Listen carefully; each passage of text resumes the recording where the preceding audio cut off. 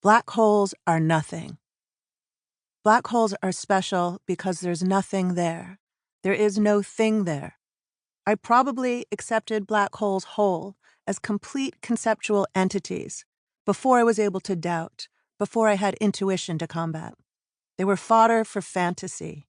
I received the fact of their existence without resistance. Gullible and without prejudice, I could see the plausibility, appreciate the curiosity, their peculiarity, accept the universe as it was presented. Maybe it was the same for you.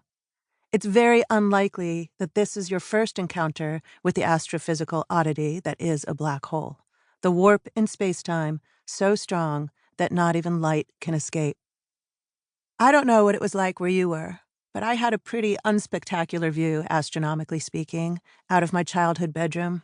I would edge to the foot of my bed and strain to look at the sky through the window frame, a portal to a green yard below, the seams between neighboring plots, demarcated by shrubs or trees, patchwork real estate scooped together under a rounded cap of atmosphere. The ground would darken first, then the trees, but the dome would hang on to the vaguest splattering of light for the longest. Ours was not an urban burnished sky, but still, light pollution diluted the view that I stared into night after night.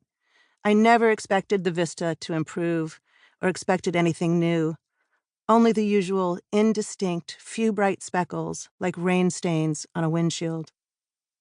I don't remember when the feeling started, the first time that longing tugged at me, but before I even recognized the desire, I pined to know what else was out there, like a restless dog pacing at the door. I wanted to be free of ordinary confines, to fly there and explore. Frustrated by the fact of the heaviness of my feet on the earth, striding at the base of the sky, restless to be let in, I wonder how many of us inherited this longing, millennium after millennium, generation after generation, child after child bound to the crust, wrapped at the illusion of a ceiling, compelled to crack through and defy our puniness and our limitations. As a kid, I never imagined I would become a scientist. If you had told me I would become a physicist, I'm sure I would have been offended. Scientists build bombs and memorize equations. I'm not sure if I acquired that cliché or if the stereotype was one of my own invention, that scientists could not be creative or just weren't out of stubbornness. I didn't understand the profound freedom of constrained creativity, visionary originality that explodes in the face of fundamental limits. Limits have incited revolutions. The limit of the speed of light hinted at relativity. Einstein fantasized about riding a light beam and imagined that time stood still. He gave up the absolutism of an inflexible space and time in favor of the absolutism of the speed of light. That concession forced us to reconceive of our universe as an impermanent, living process with an origin in a Big Bang, still expanding with the energy of creation and home to extravagances like black holes. The quantum revolution was incited in parallel by the limit imposed by Heisenberg's uncertainty principle, which asserts that particles, as we thought we knew them, do not exist. We are pressured to reimagine the fundamental nature of reality as an uncertain fog of possibilities, of particles that are there and not there. The pressure to yield to this seemingly terrible constraint guided us toward revelations that would otherwise have been unattainable. We rewrote reality in an astonishing new language.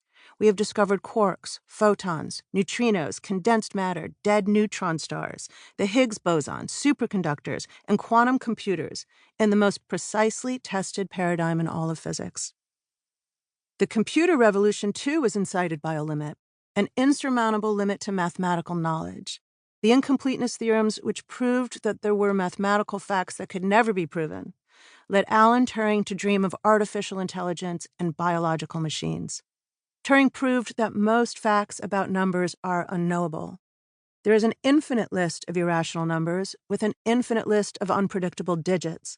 His musings led him to imagine a machine that one day will think, and to the epiphany that indeed we are machines who think. To keep listening to this audiobook, I've left you a link in the description so you can do it at no cost thanks to Audible's 30-day free trial.